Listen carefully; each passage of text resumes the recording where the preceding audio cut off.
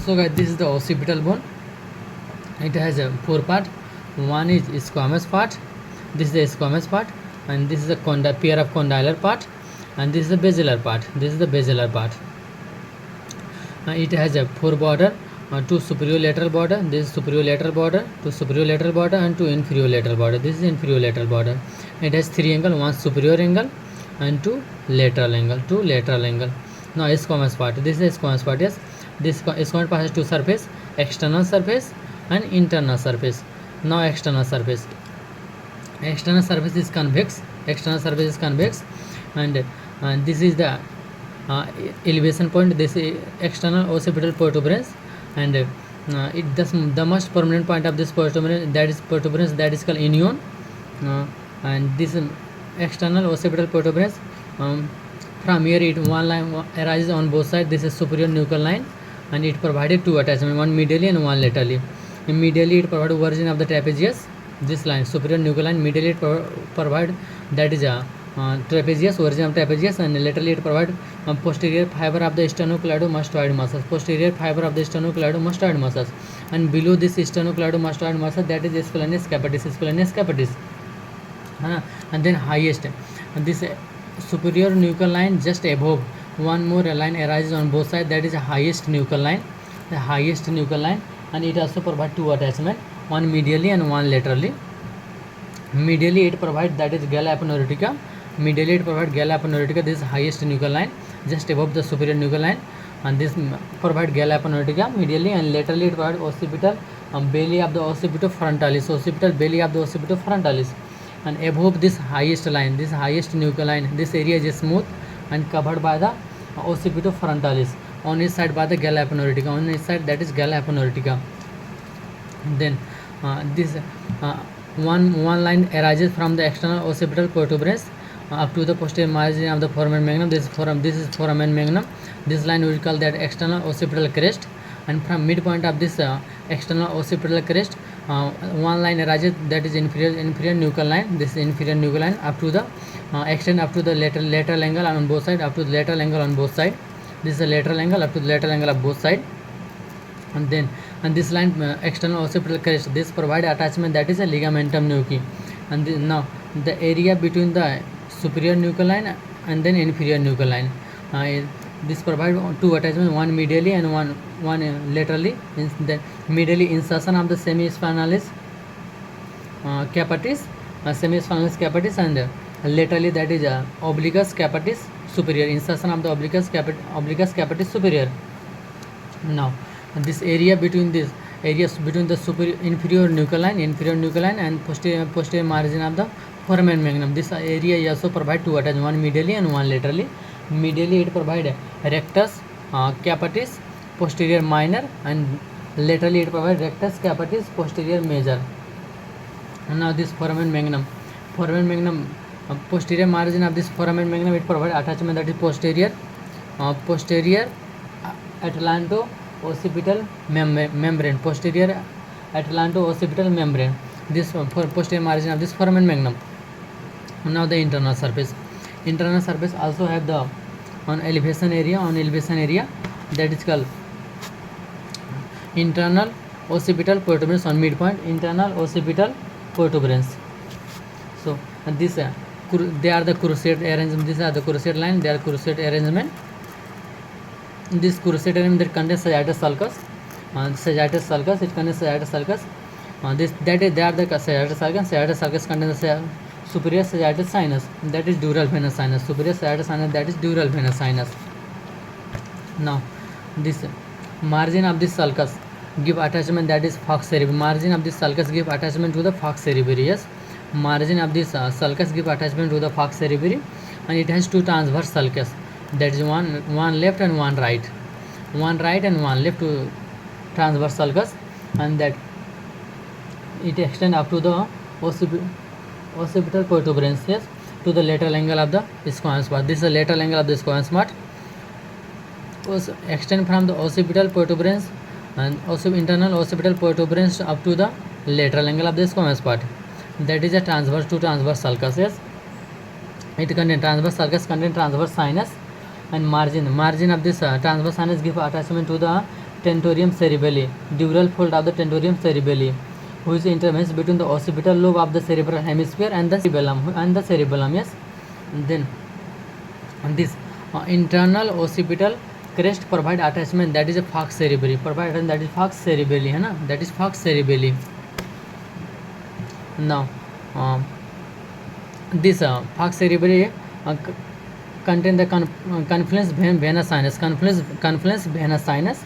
It is located in the confluence venous sinus is located in the internal occipital protuberance, and the site it is a site where the sagittal sinus continue with the sagittal sinus continue with the right transverse sinus. This is the right transverse sinus, and then state sinus continue with the left transverse sinus. State sinus continue with the left transverse sinus. Sagittal superior sagittal sinus continue with the right transverse sinus, and then state sinus continue with the left transverse sinus.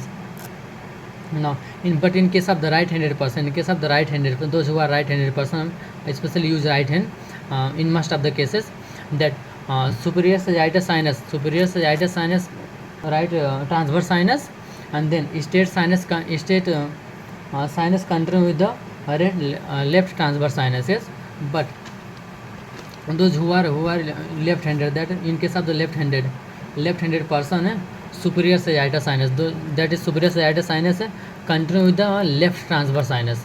In case of left-handed person, superior sagittal sinus continue with the left transverse sinus, and then but in case of the ambidextrous, that is those who are using both hand.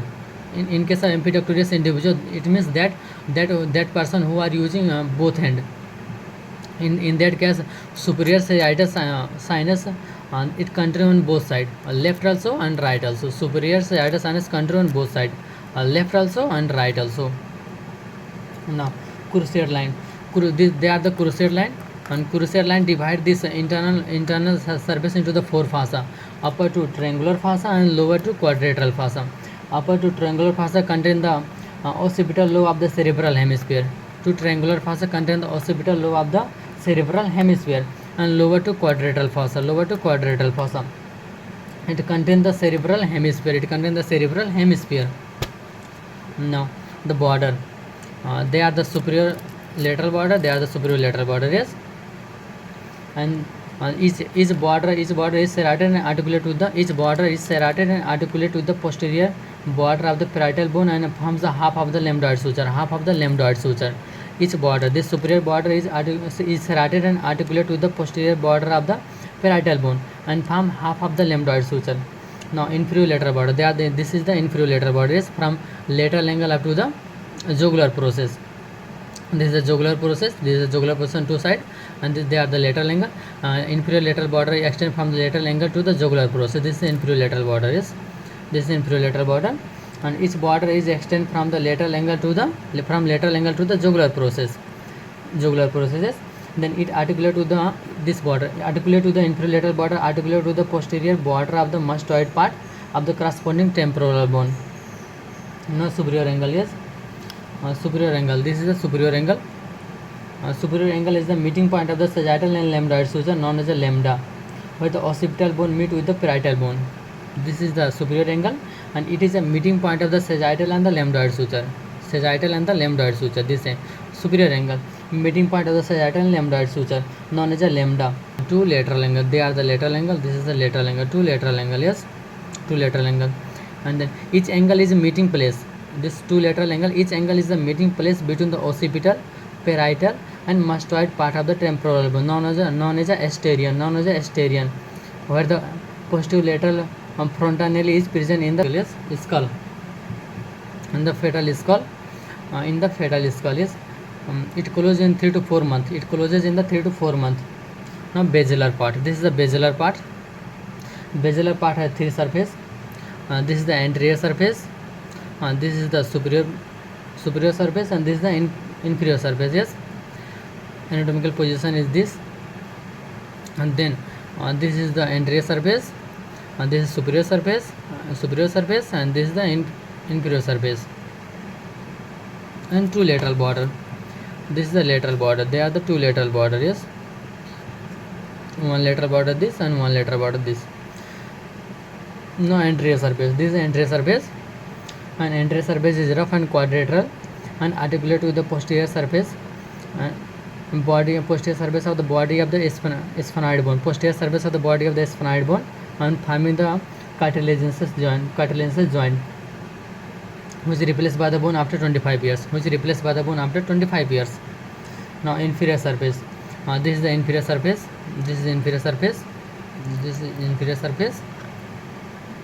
faces downward and directly. Inferior surface faces downward and directly. It contains the pharyngeal tubercles.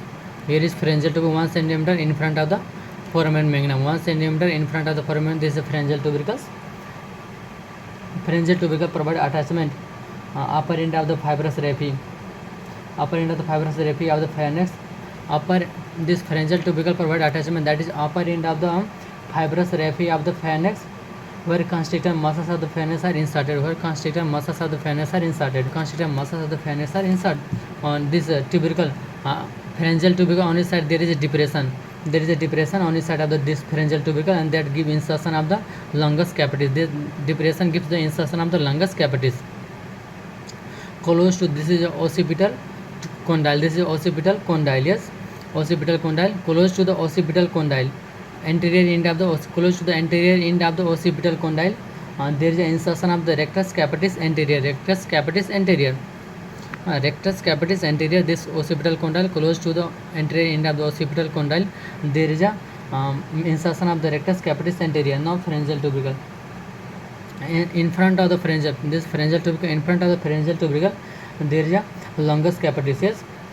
From behind forward they provide attachment, that is perivertebral fossa. Then from behind forward this perivertebral fossa, then buccopharyngeal fossa, and then pharyngeal basilar fossa. Yes. And this is the anterior margin. Provide attachment to the anterior atlanto-occipital membrane. Yes. Now this is superior surface from the clevus. This is the clevus. Superior surface from the clevus. This is the clevus. Superior surface from the clevus. This is the clevus. And downward and backward, extend downward and backward, and this surface support the pons and upper part of the medulla oblongata. And these structures are separated from the bone by the basilar artery and its branch, and basilar flexus of the vein.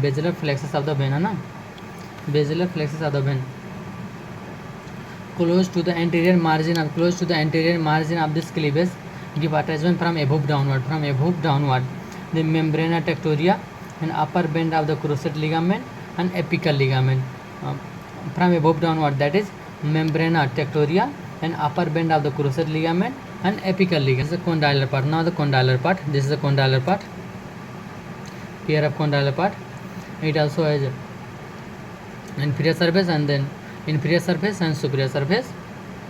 This is occipital condyle.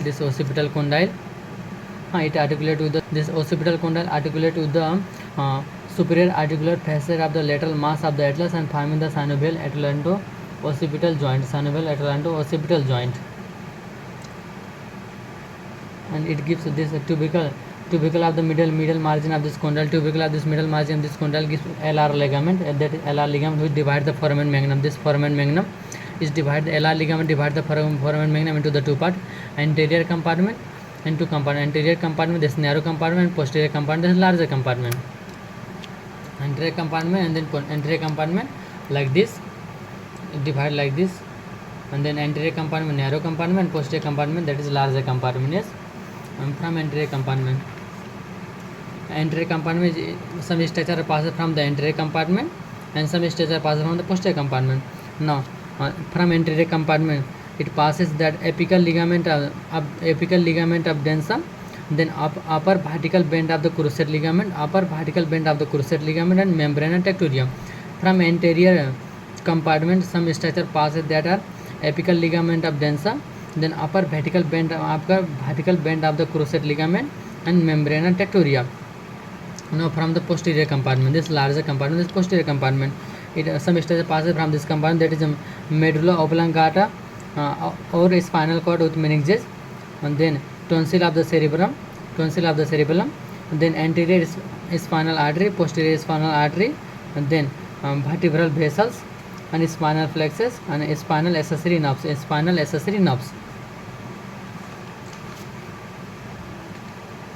And this is the hypoglossal canal. This is the hypoglossal canal. And from here it transmit hypoglossal canal transmit the hypoglossal nerves and meningeal branch of the ascending pharyngeal artery, and then imaginary vein. This hypoglossal canal transmit the hypoglossal nerves, meningeal branch of the ascending pharyngeal artery, and then imaginary vein. At last, complete this occipital bones, and position is this. And please don't forget to subscribe my channel. If you are new in this channel, so please do not forget to subscribe my channel to get more videos related to the bone.